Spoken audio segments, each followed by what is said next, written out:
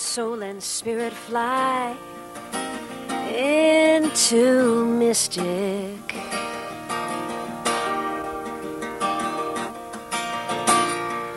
Let your soul and spirit fly into mystic. Into mystic. Into mystic. Into mystic.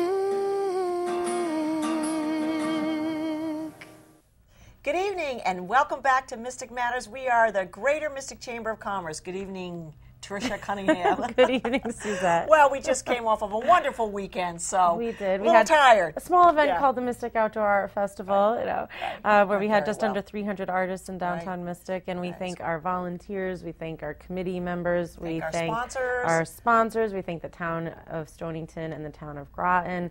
And we thank our local business owners and restaurateurs who basically were outside their restaurants and shops all weekend long, so thank all of them. And I have some big news. Yes. Yeah? I guess it's big news. Okay. Go Can ahead. I share it? Sure. Okay. So after many years of wonderful, wonderful service from Suzette Tebus and Josh Lyon serving as our co-chairs for Mystic Outdoor Art Festival. Usually this is like a 1 or 2 year kind of thing for people to chair some of our major events. Right. They've been chairing this event together for probably, I would say, 10 years. 10 years. I would say 10 years. Yes, I think it's like 9.5 or whatever, but it's 10 years. Probably the longest running chair. Yes. So after 10 years of absolute excellence and service, they are stepping down and giving that opportunity for someone else. So I thank you for the years of service. You. Yeah. My staff thanks you. Our volunteers thank you. The artists thank you. Well, because over those 10 years, you've developed some great relationships with the artists. Yeah. And just appreciate all of the work from both you and Josh. And it's just created such a nice, cohesive team, and we appreciate it. Thank you. Well, I said to you a few... I'm getting a little teary talking. I'm like, oh. Weeks ago, it's in the spirit of community. So you heard it here. It is now official. Josh Lyons and I will be stepping down. And of course, there's room for other people to step up and even make it even a greater show. And after 10 years, we said it was a very heartfelt decision. It had to come from both of us. One would say, we can do it another year. They'll do it if they'll do it. This one They'll do it. But quite frankly, I think 10 years is a long time. That's a long time. To run the biggest event in the history of Mystic, Connecticut. But it's and the event has gone on. This is its 55th year. Yeah. So this is a very long-running event. Right. So okay. But in the spirit of community, and talking about some great events and having a fantastic season, we want to bring back Dan for the Mystic Seaport. How are you, Dan? I'm good. Good. I'm good. Great things. We are hearing great things. Hey, it's been a great summer all the way around here. Everyone's having a good time. It's been a wonderful Crowds have been summer great. season. Your event last weekend was fantastic, and we've are continuing to have a great summer ourselves. So it's fun. This weekend is a personal favorite of mine, which is the Antique Engine Exposition, which is the largest collection of antique marine engines in the United States. I know that sounds very specific, but it is really neat. And it's an event that brings people from around the country. If you're really into marine engines and live in Louisiana or Pennsylvania, you put them on your truck, you bring them to Mystic Seaport, and a lot of them will run right there. But you can meet the people who take care of them. You can learn about technology from steam all the way up to modern diesels and World War II engines, everything from small little one-cylinder engines to big, huge PT boat engines. Now, are these engines, they're outside of the boats? They're outside of the boats. And they're on display. Yeah. And you can kind of really get an opportunity to look around them. You can go up and touch them, and how you can see them. It's a very hands-on. Everything is moved to the shipyard. We have probably the largest collection in the country. But in addition to that, we have a lot of people bring their engines. It's a little bit of a convention, actually, for those folks. Very interactive. Very interactive. They're all over the shipyard. There are even some models, too, which kids love. All sort of a whole series of little operating models of motors. But it is neat. You can touch them. You can find out how they work. You can literally see what an engine from 1909 looked like and one from 1967.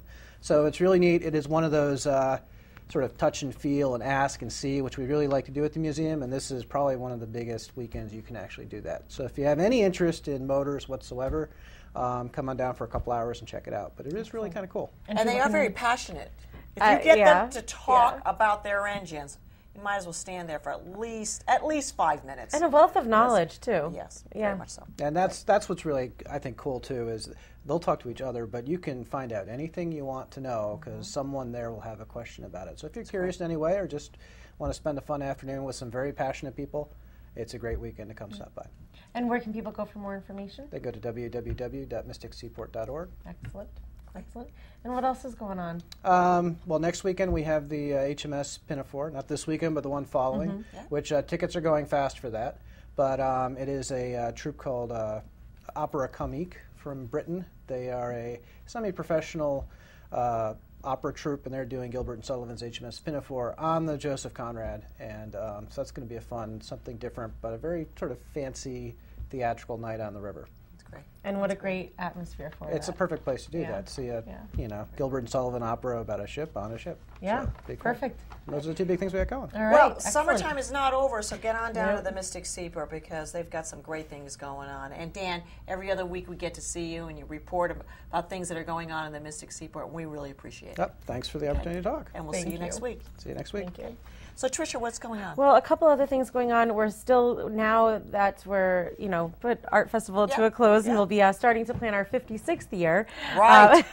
Right. We do have Taste of Mystic coming up right around the corner. So we have our restaurants lined up for that, and we'll be talking about that in a little bit more detail in an upcoming show. But what I do want to mention to you is we will be looking for volunteers for that event. Yes. So if you're interested in volunteering, you can do a number of things, helping in the beer and wine area. If you do that, you need to get a hold of us quickly because we would get you SMART certified, which means you're certified to serve alcohol. So you'd want to get in touch with us quickly for that. You could help us in the volunteer check-in area, which also serves as an information booth. So there's lots of different opportunities, working as a greeter where you greet people as they come in. So lots of different opportunities. So. Right, and I do want to mention with that SMART and TIP certified course as well, some people have asked me they would like to check in to the beer tent. You have to be TIP certified as well. Oh, if you are helping to check in. You also have to be. Because we check your IDs as you enter the event, as you enter the beer and wine venue. And if you want to come into the beer and wine venue, you have to have that ID checked. So the actual people checking those IDs also have to be SMART certified. That's correct. Yeah. That's correct. And it's a pretty easy course, and I don't know we're going to be having it this year, but will be announced, right? Yep, okay. We'll get all that to you. So the other thing coming up right around the corner this week, this Thursday morning, is our Groton Business Association meeting, and it's going to be held at Electric Boat, which is very exciting. And the important thing to this is normally we tell people if they're going to a Groton Business Association meeting, they don't need to call, they just show up, we welcome everybody. But for the one at Electric Boat, we have to know in advance if you're coming because we actually need to turn in your name. So if you're planning on coming to that meeting, it's this Thursday at 7:30 in the morning. Call my office, 860-572-9578, and we'll get your name on the list so that you can attend to that breakfast. Right, great. Good. Right. So, which is a good segue to our guest this morning, because he happens to be our chair of our Groton Business Association. Absolutely. And I said this morning. It's not morning, it's night. Night, not morning. We spoke about the coffee. Yeah. and also, just to step back just a little bit before we introduce our guest this evening, I just want to let you know that this guest also pinch hits for Tricia every once in a while when she's unable to sit in the seat. He served as the co-host here. Right, as a co-host, and we did a great job. He's also our first vice chair for the Chamber's Board of Directors. Right. So we keep this guy busy. But he also has a business. He has a business, but before we formally introduce, with all these great things, and this is really how we feel about Jim Bates, just be very careful, because they hold on to you forever and ever. She's warning Jim right now that we plan on keeping him. So for a long time. We're not letting him go. He's staying with the Chamber for some time. So at this time, I'd like to introduce Jim Bates, financial advisor for Edward Jones, and welcome back. Thank you. Welcome. And this time, you have the opportunity to talk about your business. Yes. And I do want to thank you again for sitting in. It was great. Oh, it's a lot of fun. Actually, you made it easy. Oh. So good. But anyways, this evening we're going to be talking about, Tricia, rules of the road, and I don't mean rules of the road, Tricia, as in texting while driving, or how to ride a bike, which is what I was thinking. Rules of the road: stay on the right, stay off the sidewalk. Nope, we're not talking about those kinds of roads. No. We're talking about the financial road absolutely. and the road to financial health in your future. Absolutely. And one of the first questions I asked Jim before before the show was, Jim, when should you start? And is it too early to start when you're in college, or what do you suggest? Really, it's never too early to start. Okay. And I know that sounds like a cliche, but it's really true. So for anyone, and we get this question a lot, people walk in and or they might get referred to me, and the first thing they do, they sit down, they say, I know I should have started this earlier, but I didn't. So what can we do? And there's, it really isn't, there's no time frame that you're out of time. I would say, and I even see it with my own kids, getting them on track now with money. So it starts when you're small and all the way through your life. And quite honestly, even, there's sometimes people say, well, I'm older and my investing days are done and all. And quite honestly, you're investing throughout your whole life, regardless of what's going on. So really, it's never too late either, because a lot of times, people get to a certain age, they put their kids through college, and now it's time for them. Correct. And they need to get themselves through 80 or 90. So I guess one of the first things is to develop that strategy. Correct. Okay. Right. Yeah, there's, the first thing we always do is we sit down and say, sort of, where are you today? We look at, your current investments, we look at what your goals are, we help develop those goals, and then we say, okay, in order to achieve those, what's the best route to get there? When you say goals, how do you get those goals out of those people? Because sometimes they don't necessarily know what their goals are. So how do you sit down and ask them the questions to get those goals out? It's a great question. You elicit that by asking questions. So I may say to a client, tell me what you imagine when you're thinking of retirement. What are you doing? Are you home? Are you traveling? What are your hobbies? Things like that. I'll be honest, a lot of times people say, gee, I don't know. See, that's because they don't I've think been about so that. caught up day in day-to-day, I haven't thought about it. But once you get people to start to think about those, it quickly starts to come to them. And sometimes, too, they may not know exactly. They have a range of ideas, so what you want to do is just sort of help them fine-tune those. Yeah. Well, so you start, and maybe you're in the middle. But what if you are this couple that have just done the same thing over and over again, and they're not willing to change? Okay. Diversify, I guess, is because you must get that couple in there too. Yeah. How do you? What exactly do you mean when you say diversify? Diversify. Well, honestly, I always start off by just the basics. You have a couple of asset classes. You have really cash, stocks, and bonds. So, we look and say, okay, how much cash do you want to have on hand? And for, a lot of times people say, well, how much should that be? And there's various formulas and all. What I always tell folks is, what's that number before you go to bed at night that you say, I know I have, and it makes me sleep better? So for everyone, it's different. And then with stocks and bonds, if younger you are, the more stocks; older you are, the more bonds. And as you get older, that ratio will change a little bit. So the first thing we do is just look and say, okay, what percentage of stocks and bonds should you have? And then we start to look individually in those categories and say, okay, of your stocks, do we want domestic? Do we want international? Do we want some high risk? We want low risk? Different things like that. And the same with the bonds. So from that perspective, you're diversifying across asset classes and between stocks and bonds. And really, it shouldn't get much more complicated than that. Right. I think sometimes people try to, that's what I'm saying. They try to get complicated. They have a formula they have worked with, and they just say, well, listen, I can't do that. No, and well, if they have a formula that's working for them, is there any reason why they couldn't just keep it? Yes, I mean, if it's working for them, right? And a lot of investing is emotional. We're emotionally attached to our money. Oh yeah, And we see this a lot of times. Actually, let's say somebody's working for a company. They love their company. They have company stock, and it's always, in their eyes, been very good to them. that's great to own it, but they may own a tremendous amount of it. Now, my job isn't necessarily to say, you have to get out of that immediately, but my job is to say, okay, if you do stay with this type of portfolio, here's some of the potential pitfalls. Yeah, here's some of the and here's some ways that we can mitigate that. And you know, it might not be a wholesale change right now, but maybe we move away from that a little bit over time, whatever's comfortable for the client. Right. Good. Right. Now, and how do you really take a step back and look at that for the long term? So if you're right out of college and you are starting out now, you know, it's hard to wrap your arms around retirement. Right. So how do you educate? The first thing is, I always say, and this is really for everyone, you have to have a mechanism for savings. And whether it's, you know, a couple of dollars a week or you know, a few $100s a week, whatever it's going to be, get in a steady habit of putting some money away. In the workplace, it's easy because if there's a 401k or a simpler or SEP, you can put money in that direction.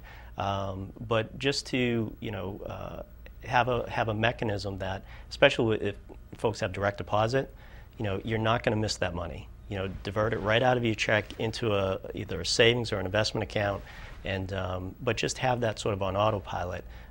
And you know, our problem sometimes as a society is we want everything fast. Right? Right. You know? I think Jimmy and you and I have talked about told that. Yeah. My husband always tells me how impatient I am. Well, you know, we see shows that, you know, the mystery is solved in an hour, you know, 40 minutes minus the commercials. Right. So we want this fast, but the reality is, you know, it takes time.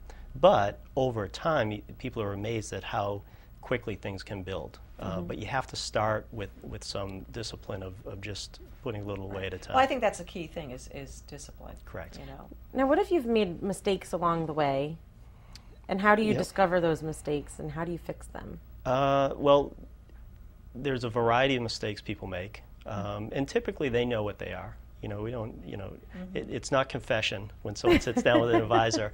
But really the biggest thing is, one, to acknowledge it and say, you know what, that didn't work out the way I wanted it to. Here's what I'm going to do differently. It sort of goes back to your point of, what if someone says, but this is how I've always done it. Right. That's fine if it's worked, but you have to be aware of what potential risks there are. And if there are times where a change needs to be made, you better just to make the change and move forward. You know, again, I've met a lot of folks that they say, well, you know, they're always going back in history to say, well, I've done this, I've done this, I've done this, which it may have worked, it may not have worked, but, you know, you really have to be forward-looking at that point. So if there are some mistakes or things you want to do differently, just make the change and move forward. Right. And I think it goes back to, I mean, sometimes in small business too, we say the same thing. We've always done it a certain way. But I think as in the financial industry, a financial advisor is another set of eyes. Correct. Okay, and so, you know, you have a couple and they're doing their very best to save. They're doing the right things, but they don't feel like they're getting anywhere. Well, I think that's where a financial advisor comes in and has that other set of eyes. Right. And says, okay, your money may be here, and here, but will it do better here, and here? Right. You know?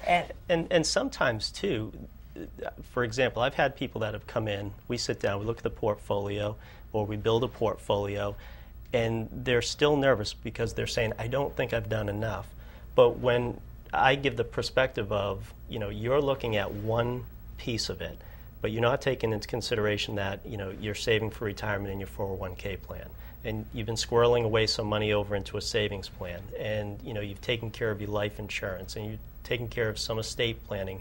You've done a lot of different things, but they get focused on that one little piece that, you know, quite honestly, maybe there was a bump in the road and a value went down, and they're so focused on that they're not taking the whole picture into account. And so for many clients of mine, what I can do is give them that complete picture. And quite honestly, they feel better because, you know, we're thinking of everything here and now. They're not projecting what it's going to look like in 10, 15, 20, 30 years. Right. So you're looking at, speaking of today and the quick fix, so how do you keep it? You make it, but how do you keep it? I mean, it's not just what you make today, it's what you keep. So explain that.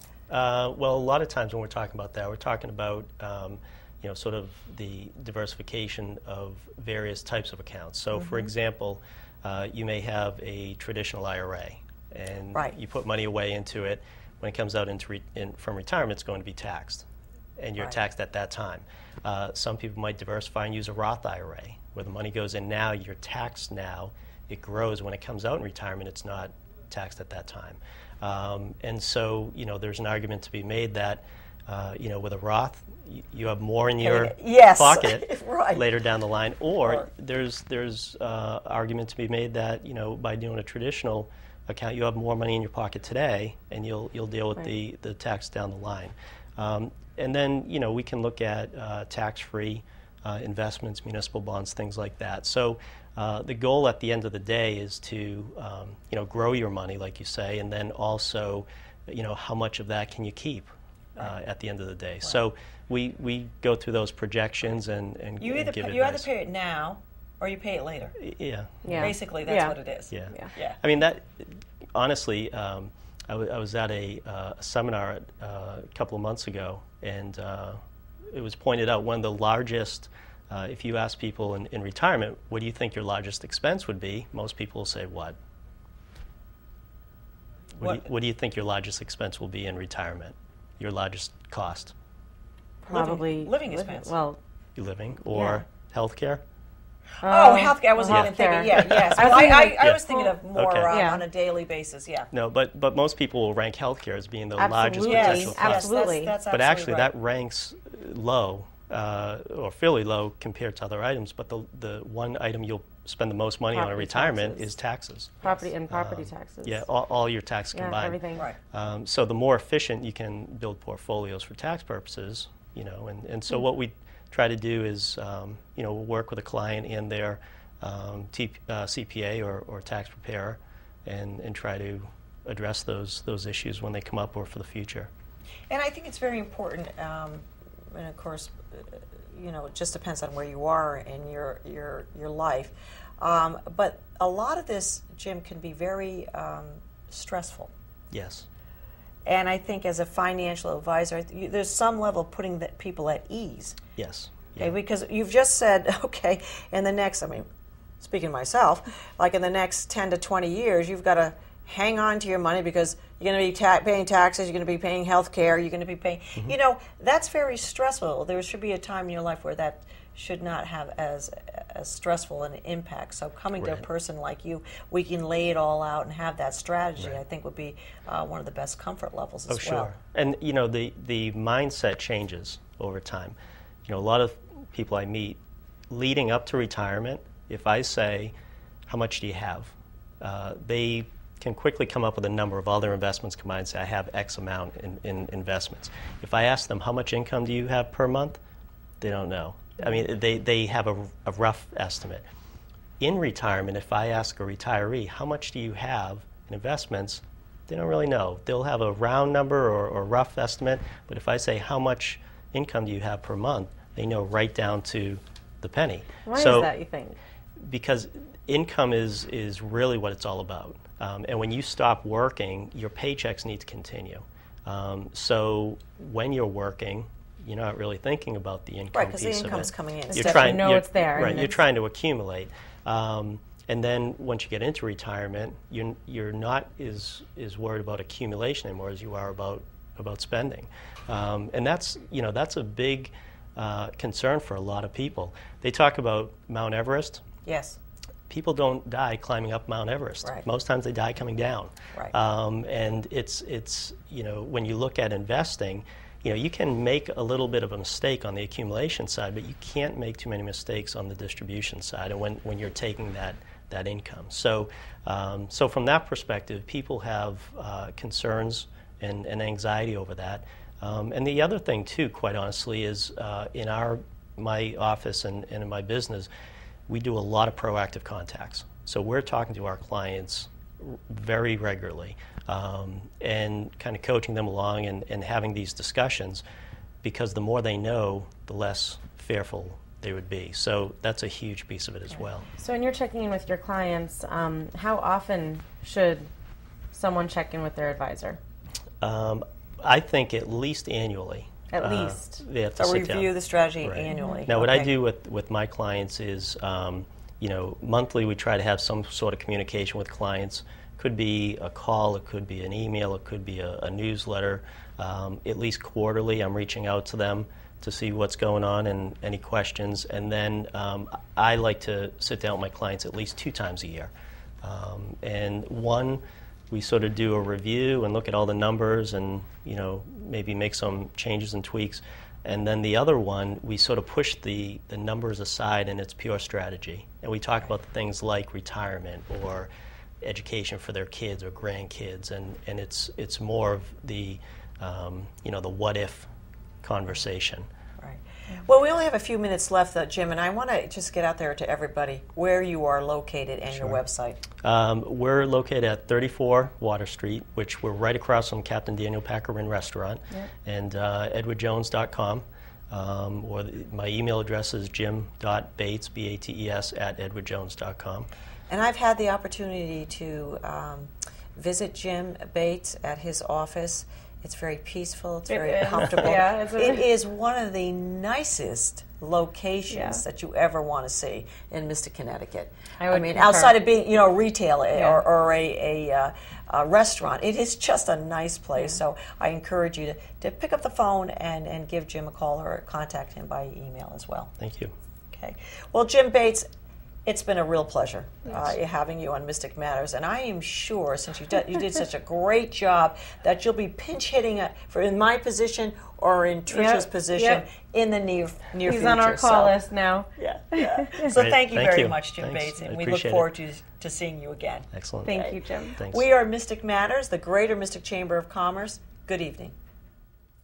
Fly into Mystic.